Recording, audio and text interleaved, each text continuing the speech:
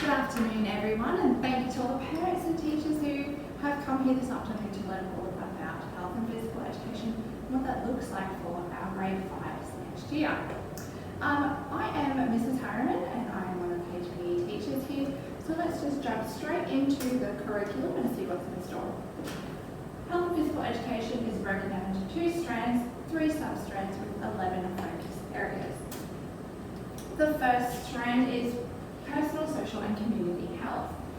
Basically, in a nutshell, students develop skills to manage their emotions, understand physical and social changes that are occurring for them, and examine how the nature of their relationships will change over time. So it's all about being healthy, safe and active, communicating and interacting for health and well-being, and contributing to healthy and active communities. The second strand is all about, you guessed it, movement and physical activity, the most obvious one. So it's all about movement. And this basically is about learning individualised as well as team skills in order to learn and apply them in different ways and why they're important for a healthy lifestyle. Here are some of the focus areas that we'll be covering for our Year 5s this year. And as you can see, there are a few awkward subjects that we need to cover. And this is important because we want our students to be informed and we want them to be aware of what is going to happen in the years to come. So things like safety, relationships and sexuality, mental health and well-being, alcohol and other drugs, food, nutrition, linked to sports, fundamental movement skills, all of those things are extremely important.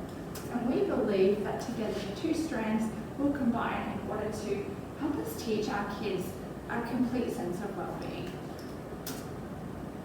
The importance of exercise. One of the most important things that we need to get across is that having a healthy attitude towards physical fitness when they're at school will help them continue that positive attitude later in life.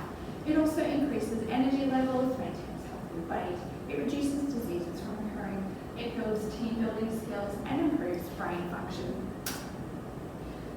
The Year 5 fundamental movement skills. So,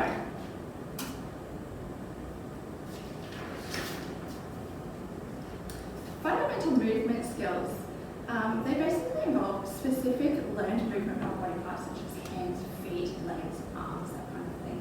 When we are infants, we have standard reflexes and reactions.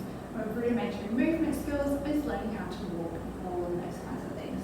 In our junior levels, so from prep to Year 3, we will learn these fundamental movement skills such as throwing a ball, running, kicking, leaping, jumping, sometimes hitting, sometimes not so good movement skills. And what we work on when we move into the more senior years of 4, 5 and 6 is just working on improving their agility, speed and coordination. And what will happen is once we've mastered all of these fundamental motor skills, they'll be able to apply them to sport-specific skills. And then they will be able to effectively apply these to any one of these sports. Pedagogical approaches. This just basically refers to the way that we teach in the classroom and out on the field. So just like with any other subject, we would take a very holistic approach when it comes to HPE. And that means that we focus all of our topics around things that interest the students.